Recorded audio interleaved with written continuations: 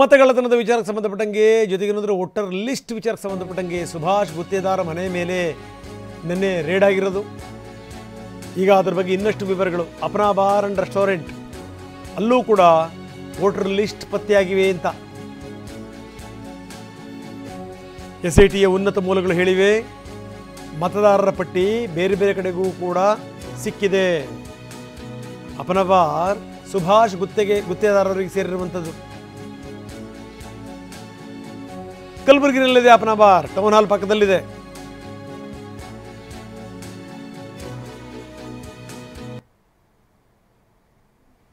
ನಾವು ತೋರಿಸ್ತಾ ಇದ್ದೀವಿ. ನಿನ್ನೆ ಆ ನದಿಯ ಪಕ್ಕದಲ್ಲಿ ಅಮರ್ಜಾ ನದಿ ಏನಿದೆ, ಅಮರ್ಜಾ ನದಿಯ ಹಿನ್ನೀರು ಅಲ್ಲಿ ಎಲ್ಲ ತಗೊಂಡೋಗಿ ಕೆಲವೊಂದು ಬೆಂಕಿ ಹಾಕಿರೋದು, ಕೆಲವೊಂದು ಸುಟ್ಟಿರೋದು, ಕೆಲವೊಂದು ತಗೊಂಡೋಗಿ ಬಿಸಾಕಿರೋದು, ಅದನ್ನು ತೋರಿಸ್ತಾ ಇದ್ದೀವಿ. ರೇಡ್ ಆಗುತ್ತೆ ಅಂತ ಗೊತ್ತಾಗೇ ಏನಾದರೂ ಈ ರೀತಿ ಬಿಸಾಕುವಂಥವ್ರು ಇಷ್ಟು ದಿವಸ ಏನು ಮಾಡ್ತಾಯಿದ್ರು? ಇನ್ನು ಇದೇ ಬಾರ್ನಲ್ಲಿ ಕೂತ್ಕೊಂಡು ಮೀಟಿಂಗ್ ಮಾಡಿರಂತೆ 7 ಬಾರಿ. ನಿನ್ನೆ ಅದಕ್ಕೇನೆ ಅಪನಾ ಬಾರ್ ಮೇಲೆ ದಾಳಿ ಮಾಡಿದೆ SIT ಅಂತ ಮೂಲಗಳು ಹೇಳ್ತಾ ಇವೆ.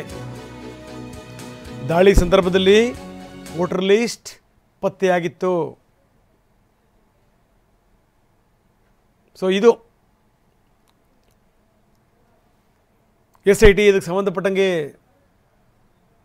ತೀವ್ರ ತನಿಖೆ ಮಾಡ್ತಾ ಇದೆ.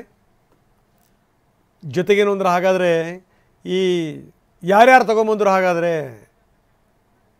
ಮತಪೆಟ್ಟಿಗೆ ತಂದವರು ಯಾರು, ಬೆಂಕಿ ಹಚ್ಚಿದವರು ಯಾರು, ಯಾವ ಗೂಡ್ಸ್ ವಾಹನದಲ್ಲಿ ತಂದರು ಅನ್ನುವಂಥ ಮಾಹಿತಿ ಇತ್ತಲ್ಲ, ಆತ ಈಗ ನಾಪತ್ತೆಯಾಗಿದ್ದಾನೆ.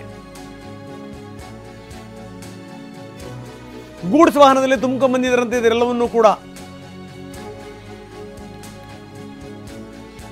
ಆ ಗೂಡ್ಸ್ ವಾಹನ ಈಗ ಪೊಲೀಸರ ವಶದಲ್ಲಿದೆ. ಆದರೆ ಡ್ರೈವರ್ ನಾಪತ್ತೆಯಾಗಿದ್ದಾನೆ. ಆತನ ಹೆಸರು ವಿಶಾಲ್. ಅವನನ್ನು ಹುಡುಕೋ ಪ್ರಯತ್ನವನ್ನು ಪೊಲೀಸರು ಮಾಡ್ತಾ ಇದ್ದಾರೆ.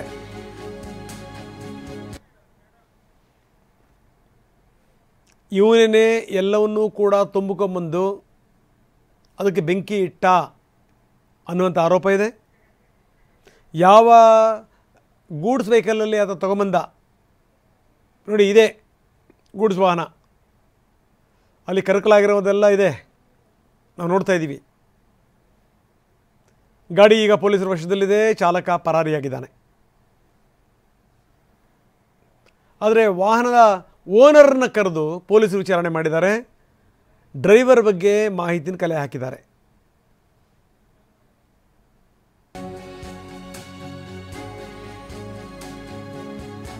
ಇನ್ನಷ್ಟು ಮತ್ತಷ್ಟು ವಿವರಗಳು ಪತ್ತೆ ಆಗ್ತಾ ಇವೆ. ಕಾಲ್ ಸೆಂಟರ್ ಮುಖಾಂತರ ಮತಗಳ್ಳತನ ಮಾಡ್ತಿದ್ರು ಅನ್ನೋದು. ಕಾಲ್ ಸೆಂಟರ್ ಮುಖಾಂತರ ಆ 4 ಜನರನ್ನು ಕೂಡ ಪೊಲೀಸರು ಅರೆಸ್ಟ್ ಮಾಡಿದ್ದಾರೆ.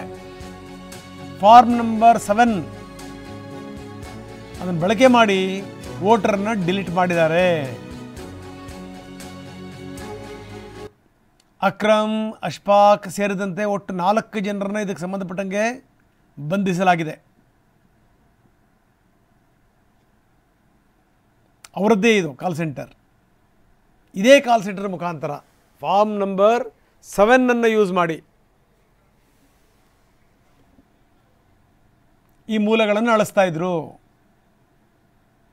ದಾಳಿ ಸಂದರ್ಭದಲ್ಲಿ ಇದಕ್ಕೆ ಸಂಬಂಧಪಟ್ಟಂಗೆ ಮಾಹಿತಿ ಗೊತ್ತಾಯಿತು. ಇದಕ್ಕೆ ಸಂಬಂಧಪಟ್ಟಂಗೆ 4 ಜನರನ್ನು ವಶಕ್ಕೆ ಪಡೆಯಲಾಗಿದೆ.